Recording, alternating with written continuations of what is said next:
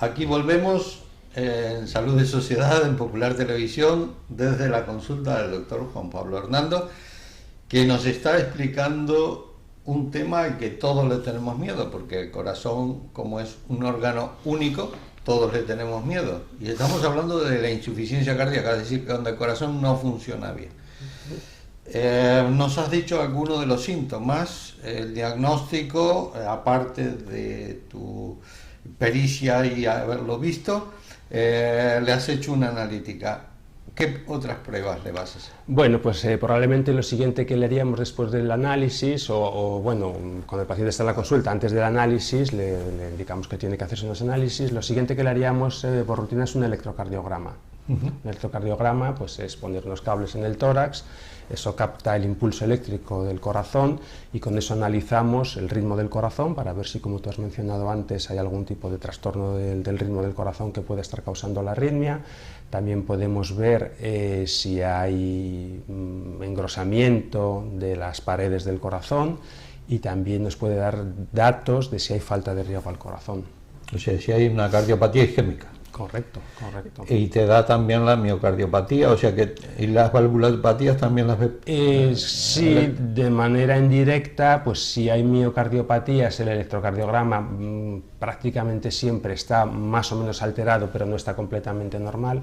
Y cuando las válvulas del corazón no están bien, muchas veces eso se refleja en algún trastorno del electrocardiograma.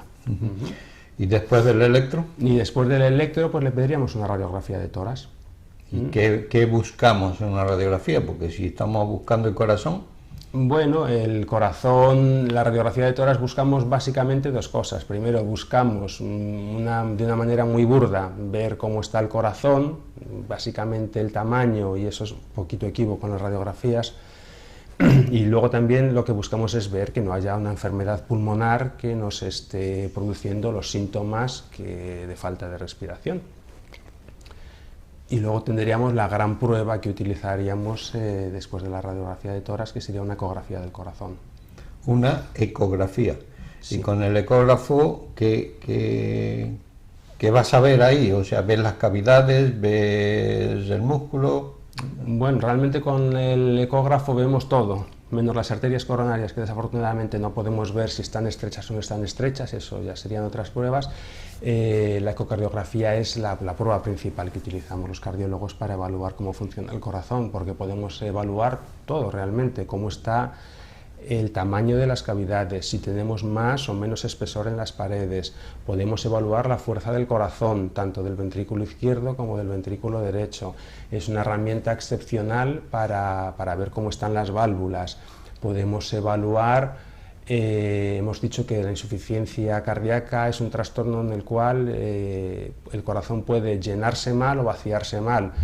Y eso es un poquitito al 50%. El 50% de las insuficiencias cardíacas es el concepto clásico de falta de fuerza al corazón, el corazón no impulsa bien la sangre porque está falto de fuerza o las válvulas o tal, pero el otro 50% es que no se llena bien, lo que llamaríamos insuficiencia cardíaca diastólica. Eso lo podemos evaluar con la ecografía también. Podemos evaluar cómo funciona el pericardio, es decir, nos da una información muy amplia que la podemos hacer a la cabecera del enfermo. Lo hacemos nosotros mismos los cardiólogos, en 15, 20 minutos, 30 minutos, si es un caso más complejo, tenemos toda la información con una prueba que no tiene radiación, que no molesta. O sea que con eso ya está diagnosticado la insuficiencia cardíaca, es decir, un señor que entró por la puerta, tú en media hora, en una hora, prácticamente ya sabes que tiene esa insuficiencia cardíaca y más o menos la causa. En la mayoría de los casos sí, hay veces que tenemos que hacer alguna otra prueba más. ¿Qué otra prueba? ¿Cruentas o incruentas? Tanto cruentas como incruentas, sí. Cuando hay veces, por ejemplo, que la ecografía, la calidad de la imagen no es lo suficientemente nítida como para evaluar perfectamente bien pues, la fuerza del corazón, el músculo, el tamaño de las cavidades, las válvulas. Entonces, a veces que necesitamos pedir una resonancia cardíaca, que es otra prueba incruenta, un poquito, es mucho más cara, más molesta, más engorrosa, hay que hacerla en centros especiales, se tarda mucho más, pero eso nos puede dar la información complementaria que no hemos logrado adquirir con la ecografía. Son casos excepcionales, sí que es cierto que la resonancia cardíaca a veces nos da información que solo la resonancia cardíaca nos puede dar. Y a veces tenemos que hacer pruebas cuántas, efectivamente, como a ver si realmente son las arterias coronarias las que están produciendo la falta de fuerza al corazón. Y entonces tendríamos que hacer una coronariografía, que ya es una prueba que hay que andar pinchando y metiendo contraste en las arterias del corazón. Diagnosticado la insuficiencia cardíaca, diagnosticada la causa, ¿hay tratamientos?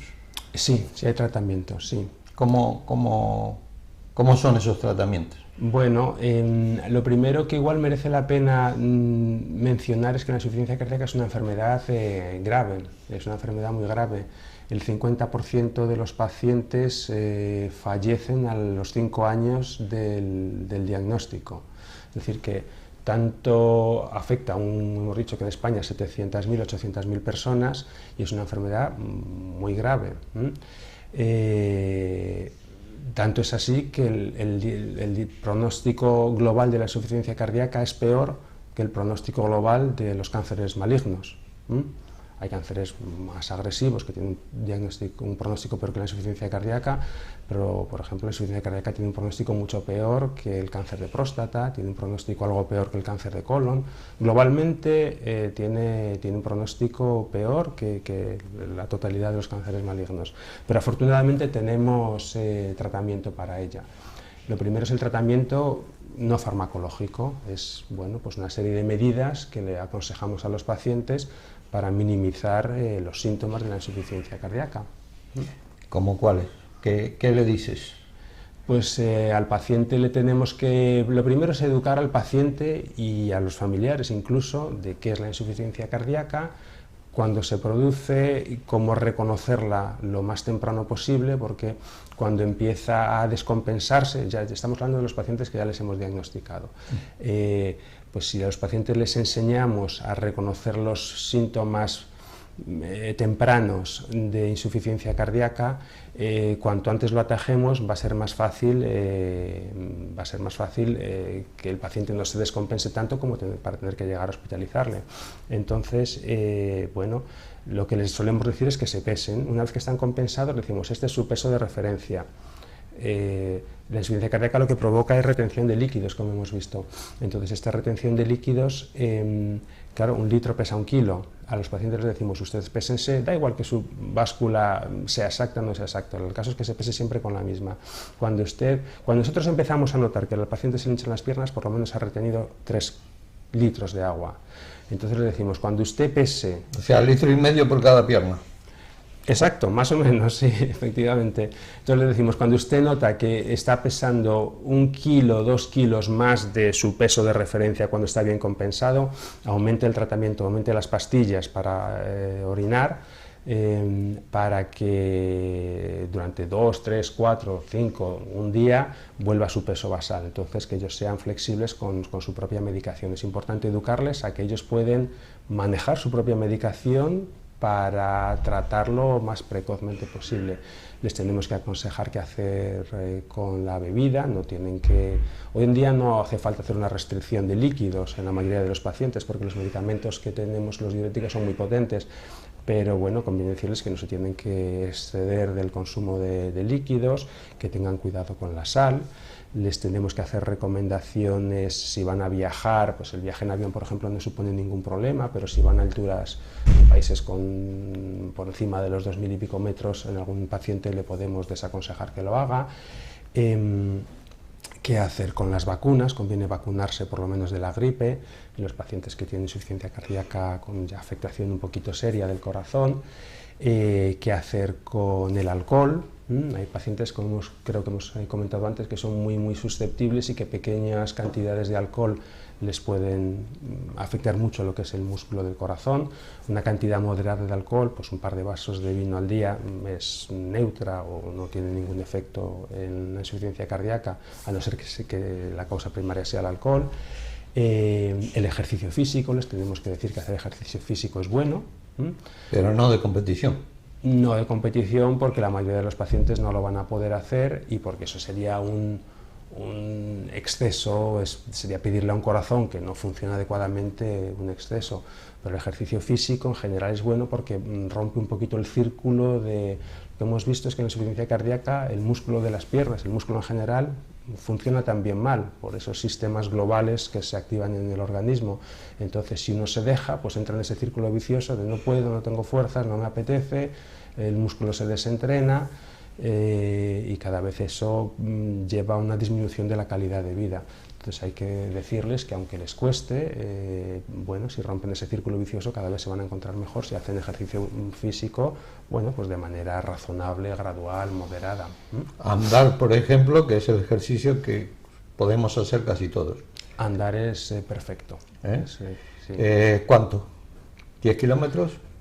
Bueno, depende de cuál sea el grado de afectación del corazón, pero en principio les decimos, usted puede andar todo lo que quiera, no hay límite, dentro de lo razonable. Si nota que se fatiga, que ya empieza a costarle respirar, un poquito de sensación de falta de respiración, eso no es malo. Eso no es malo. Si ya es un poquito en exceso, lo que tiene que hacer es coger y pararse, descansar, y cuando haya relajado, pues seguir caminando, y así intentar gradualmente aumentar un poquitito la cantidad de ejercicios según uno se vaya fortaleciendo sus músculos para estar lo más activo posible. La sal es buena, un poco, nada, o la sal de potasio. Bueno, la sal realmente lo malo de la sal es cloruro sódico, lo malo de la sal es el sodio. Entonces la sal no es buena en la insuficiencia cardíaca porque va a promover que se retengan líquidos. Entonces les tenemos que decir que tengan cuidado con la sal y con los alimentos que tienen alto contenido en sal o en sodio, como son las conservas, obviamente las salazones, toda la comida precocinada. Bueno, básicamente hay que comer soso, porque la sal va a producir que haya más síntomas de insuficiencia cardíaca. Nada de sal hoy por hoy no lo necesitamos porque como los medicamentos de los que disponemos son lo suficientemente potentes como para permitir a los pacientes que no tengan un exceso de sal, pero que un poquito puedan tomar. ¿Y la sal esa que se vende por ahí, de sal de potasio? Bueno, esa es mejor porque realmente lo más deleterio, lo que produce más problemas es el sodio, y la sal de potasio es cloruro potásico. Hay pacientes que el potasio les viene con insuficiencia cardíaca, que si el riñón no trabaja bien, el exceso de potasio es contraproducente, y de hecho parte de los medicamentos que utilizamos para la insuficiencia cardíaca tienden a retener potasio, con lo cual sería una combinación no idónea. Entonces, que no tomen potasio por la duda. Ante la duda, mejor que no tomen exceso de potasio, sí. Bien, ¿y en medicamentos? Bueno, medicamentos, pues, entonces, después de estas medidas generales no farmacológicas que hemos hablado, tenemos otros dos escalones en nuestra terapia de la insuficiencia cardíaca, cuando son fármacos, y luego hay otras cosas que podemos hacer incluso distintas de los fármacos, más sofisticadas. Dentro de los fármacos el principal grupo de medicamentos que utilizamos son los diuréticos, que son los agentes que hacen que uno elimine más líquido. Entonces todos los pacientes con insuficiencia cardíaca, sea de la causa que sea, al final les vamos a tener que tratar a todos ellos con diuréticos. Tenemos distintos tipos, de distinta potencia, y bueno, pues intentamos ajustar. La idea es lo mínimo posible, porque también lógicamente tienen sus efectos secundarios, lo mínimo posible que les permita a los pacientes pues no retener la sangre, el exceso de fluidos. Y dentro de eso, pues a los pacientes les tenemos que educar, como hemos dicho antes, para que sean ellos un poquito los que manejen la dosis, pues ahora necesito un poquito más, necesito un poquito menos. Eso en cuanto a los diuréticos, y los diuréticos lógicamente van a estar ordenados en principio por el médico, aunque el enfermo de alguna manera y algún otro, porque normalmente en la insuficiencia cardíaca siempre dabais digoxina, el digital. ¿Para qué vale eso? ¿O ya no se da? Intentamos no darla. Intentamos no dar digoxina, primero porque no es un medicamento muy eficaz, segundo porque en ciertos grupos de insuficiencia cardíaca tenemos dudas si puede crear más problemas que beneficios, Y tercero, porque es un medicamento que es difícil de manejar, cada paciente necesita una dosis precisa, si nos pasamos podemos intoxicar al paciente con esos medicamentos. La solemos utilizar cuando hay una coexistencia de insuficiencia cardíaca con arritmia tipo fibrilación auricular, pero no es uno de nuestras terapias más en boga actualmente. Porque yo tengo pacientes que vienen tomándolo hace 50 años, que vienen tomando su digoxina diaria en la dosis que le ha indicado el médico. Y hay otros que se les está recomendando también como forma de tónico, de fortalecimiento un poco del corazón, los enalapril, por ejemplo, claro, que corresponden a otro grupo de medicamentos. ¿Eso también se utiliza? Sí. Como hemos comentado antes, nosotros pasamos de un modelo más mecanicista de bomba-tubería nos dimos cuenta de que la insuficiencia cardíaca es una enfermedad sistémica, es decir, afecta a todo el organismo, y entonces nos vieron por estudios que hay dos sistemas neurohormonales que se activan, que es el sistema simpático y el sistema de la renina, angiotensina y la aldosterona, que es un sistema que está localizado en unas glándulas cerca del riñón. Entonces lo que vimos es que si nosotros utilizamos medicamentos que frenan esa activación, los pacientes mejoran. Entonces los otros dos grandes grupos de medicamentos es los inhibidores de la enzima, lo que llamamos IECAS, que son del tipo enalapril, que van encaminados a... Yo he dicho enalapril porque es lo que la gente normalmente... Sí, es el más conocido. Es un IECAS, lógicamente. Utilizamos grupos de medicamentos que contrarrestan el exceso de activación de ese sistema, y luego también utilizamos en la mayoría de los pacientes beta bloqueantes para contrarrestar el exceso de activación del sistema simpático, que también vemos que cuando se activa en exceso pues es contraproducente en la insuficiencia cardíaca. Muy bien, hemos dado esos medicamentos, supongo que tenéis más baterías de medicamentos. Sí, hay alguna otra cosilla por ahí, sí. Pero creo que a nuestros pacientes, si hay uno que me está silbando en la oreja, me está diciendo cómo puedo hacer yo para de alguna manera disminuir la posibilidad de tener una enfermedad cardiovascular.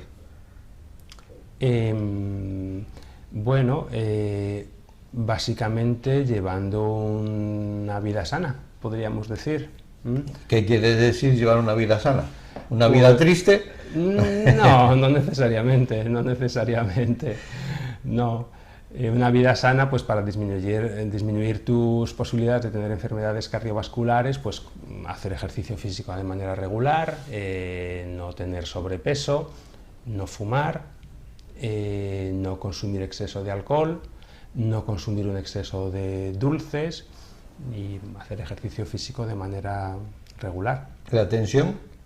Cuidar la tensión, cuidar el colesterol, vigilar el azúcar, básicamente. O sea, todo lo que es bueno nos prohíben estos médicos. ¿Y puedes tú de alguna manera calcular, o se puede calcular el riesgo cardiovascular de alguna manera? Sí. Hay unas tablas por ahí. Sí. Lo mismo que en el colesterol. Antes decía los médicos, pues hay que tener tanto de colesterol, y ahora que si el colesterol dividido por el colesterol bueno o el malo o no sé qué, da una cifra. ¿Eso es importante? Sí, para ver nuestro perfil cardiovascular, de riesgo cardiovascular, nosotros tenemos o bien tablas, o casi ahora es más cómodo meter los datos en un programa informático en el cual pues tenemos que poner nuestra edad, nuestro sexo. El sexo masculino a partir de cierta edad tiene más riesgo cardiovascular, la tensión arterial, el hecho de si somos fumadores o no somos fumadores, nuestro colesterol y si somos o no somos diabetes. Pues eso hay unos sistemas, unos modelos matemáticos que dan cierta preponderancia, según hemos visto, que sean más importantes o no para desarrollar enfermedades cardiovasculares, y eso nos puede predecir nuestro riesgo cardiovascular a 10 años, cuál sería el porcentaje de posibilidades que tenemos de padecer una enfermedad cardiovascular en ese plazo de tiempo en los siguientes 10 años. O sea que un televidente viene donde ti y tú le pones esos datos en el ordenador y le sale qué riesgo va a tener de enfermedad. Hombre, siempre estamos hablando de que no va a ser una certeza, pero va a ser, tiene usted riesgo de tener una enfermedad cardiovascular. Bueno, de hecho, Raúl, no hace falta ni que vengan a mí. Si se sabe ir a los sitios con la información correcta en Internet, pues uno si busca un calculador de riesgo cardiovascular, claro, hay que tener en cuenta que la mayoría de ellos son anglosajones y el perfil de riesgo cardiovascular de los anglosajones es todavía más alto que el de los países mediterráneos. Como nos estamos un poquito contaminando de la comida basura y de hábitos de vida que estamos abandonando, de pescado, fruta, aceite de oliva, cereales, frutos secos y estas cosas que antes caracterizaban más a la dieta mediterránea, pero aún así conviene en España calcularlo con algún calculador español. Bueno, hay un calculador, por si alguien lo quiere mirar en internet, que es el de la Sociedad Española de Cardiología. Correcto. Ahí hay un calculador. Y luego eso otro del colesterol, esas cifras de índice aterogénico, entre el colesterol total y eso, ¿tiene alguna influencia? Sí, de hecho, según la tabla, los calculadores que utilicemos, pues la mayoría de ellos, o algunos de ellos nos piden que le pongamos el colesterol total, pero sabemos que el colesterol malo predice de una manera más eficiente nuestro riesgo. Entonces muchas veces ellos ya nos pide, según el calculador que utilicemos, que no le metamos el colesterol total, que le metamos el colesterol malo, o que le metamos el bueno y el malo, y ellos ya mismo hace un índice de aterogénesis. Exactamente. De posibilidades de tener arteriosclerosis. Correcto, ¿no? Sí. Muy bien, nos cuidamos, todo esto. ¿Y qué pronóstico tenemos si tenemos una insuficiencia cardíaca? Bueno, ¿qué pronóstico de futuro? Es decir, me diagnosticas y ¿qué hago? ¿Voy a tener alguna posibilidad de vida? ¿Voy a tener una buena calidad de vida unos años? ¿O no tiene esto ninguna perspectiva de futuro? Bueno, como hemos ya comentado un poquito antes, la insuficiencia cardíaca es una enfermedad muy seria, no es una enfermedad realmente, es un conjunto de enfermedades que cuando abocan a esa situación de insuficiencia cardíaca pues es muy seria y el pronóstico es bastante malo. Es una enfermedad pues eso, que afecta a mucha gente, que lleva un gasto sanitario importante, que en grados avanzados produce una calidad de vida insuficiente, afecta bastante la calidad de vida y el pronóstico vital está bastante disminuido. Pues como hemos comentado, el 50% de los pacientes fallecen a los 5 años. Afortunadamente, aparte de lo que hemos comentado de los medicamentos, seguimos teniendo más armamentario para en estos casos en los cuales los medicamentos se nos quedan cortos, a veces podemos ofrecer más procedimientos terapéuticos. Por ejemplo, claro, si la enfermedad primaria radica en que están mal las arterias del corazón, pues se pueden hacer operaciones con bypass coronario, para poner aportar más sangre al corazón. Si la enfermedad radica en alguna de estas válvulas que está o bien estrecha o bien insuficiente, pues nosotros hablamos con los cirujanos cardiovasculares y el cirujano cardiovascular pues puede reparar o incluso cambiar y poner una válvula artificial en sustitución de la válvula que funciona mal, y en ese caso los pacientes que con los medicamentos no llegábamos a darles una calidad de vida satisfactoria, mejoran espectacularmente. Pero bueno, no se quedan ahí las cosas. Hay pacientes en los cuales lo que es la fuerza del corazón no está lo suficientemente bien, que podemos poner algún tipo de marcapasos especiales con cables a ambos lados del corazón, en ambos ventrículos, y eso que hace que el músculo del corazón trabaje más eficientemente. A veces incluso esos marcapasos le ponemos una especie de cable extra en los cuales si el paciente desarrolla algún tipo de arritmia peligrosa, pues el propio aparato la detecta y la puede tratar sin necesidad de un médico en ese momento. Le ocurre durmiendo o estando en la calle o lo que sea. Y luego incluso tenemos pues, más opciones, como puede ser el trasplante cardíaco o bueno, ahora mismo hay tenemos corazones artificiales, por así decirlo, que inicialmente los poníamos como solo se podían utilizar durante días, un periodo de tiempo corto, hasta que el paciente mejorase o hasta que el paciente le operásemos o hasta que encontrásemos un donante para el trasplante, pero cada vez esos corazones artificiales han mejorado y ahora hay gente que está viviendo gracias a tener implantado un corazón artificial de manera permanente.